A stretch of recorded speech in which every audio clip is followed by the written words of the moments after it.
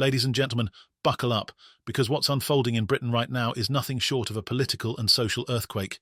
Elon Musk, the maverick tech billionaire and owner of Tesla, has launched an incendiary attack on the British government, accusing Labour of going full Stalin over their new inheritance tax reforms on farms. Yes, the man known for sending rockets to space and stirring controversy online has set his sights on the UK, comparing Labour's policies to Stalin's brutal collectivisation programme, a comparison that has left jaws dropping from Westminster to the countryside. At the heart of this drama lies Labour's October budget, which has sent shockwaves through Britain's farming community.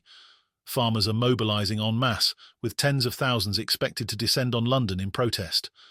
Meanwhile, the National Farmers Union, NFU, is waging its own war against the government, claiming the policy will destroy family farms and send food prices soaring.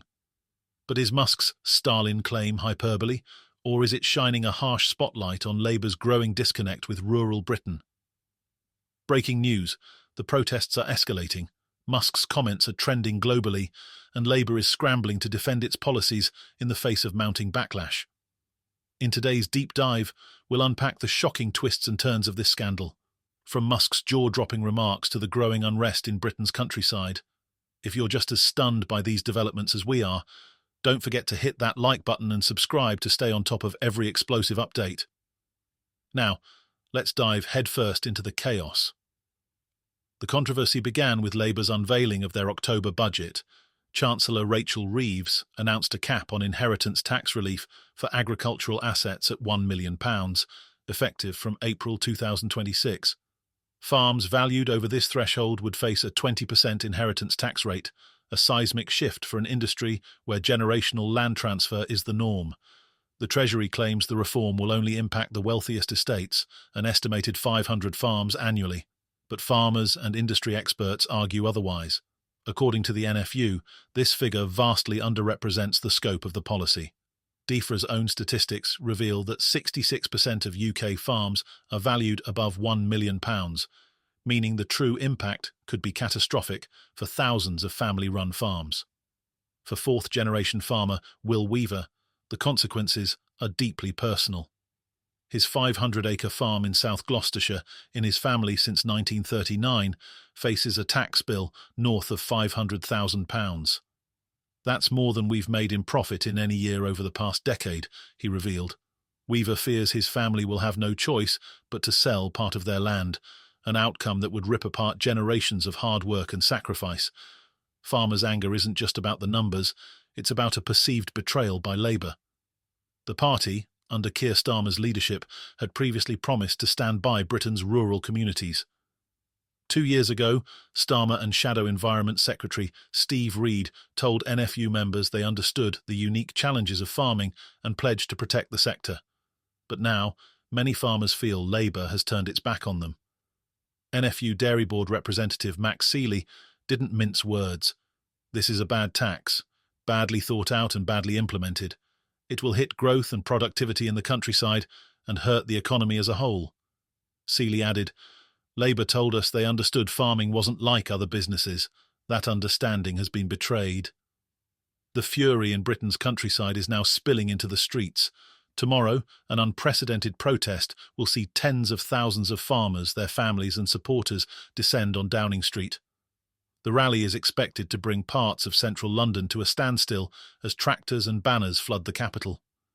Farmers are determined to make their voices heard, demanding Labour scrap the inheritance tax reforms and honour their pre-election promises. The NFU has also organised a massive lobbying effort, with 1,800 members set to meet MPs in Westminster to argue their case. This isn't just about our families, Seeley emphasised. It's about food security, economic stability, and the survival of rural Britain. Enter Elon Musk. The billionaire's explosive comments have taken this already heated debate to the next level.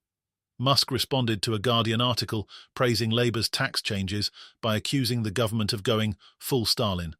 The comparison drew parallels between Labour's policies and Stalin's collectivisation programme of the 1930s, a policy infamous for causing famine and widespread suffering in the Soviet Union. While Musk's remarks are undeniably dramatic, they've struck a chord with many in Britain's farming community.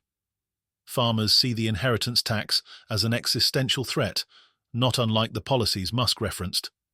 His comments have drawn international attention to the issue, putting Labour under intense scrutiny on the global stage. Labour has struggled to contain the fallout from Musk's remarks and the growing unrest among farmers.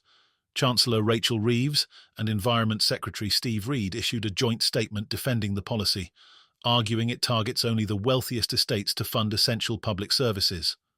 Farmers are the backbone of Britain, the statement read. But with public services crumbling and a £22 billion fiscal hole, we've had to make tough decisions. They also touted Labour's £5 billion investment in farming and rural development over the next 2 years as evidence of their commitment to the countryside. But for many farmers, these words ring hollow.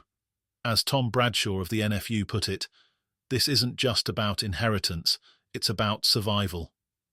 The farming community argues that the tax will force families to sell land, leading to further consolidation of farmland into the hands of wealthy investors and corporations, ultimately eroding the fabric of rural Britain. Beyond the immediate protests, this scandal points to a deeper divide between urban policymakers and rural communities. Many farmers feel their concerns are being ignored by a government that doesn't understand or value their way of life. The economic implications are also dire. Critics warn that increased costs for farmers will inevitably lead to higher food prices, exacerbating the cost of living crisis for millions of Britons. Musk's intervention has only added to the political headaches for Labour. His Stalin comparison, while controversial, has drawn international attention to the policy, putting Britain's political landscape under a harsh spotlight. It also risks alienating Labour from key rural voters ahead of the next general election, potentially undermining their broader agenda.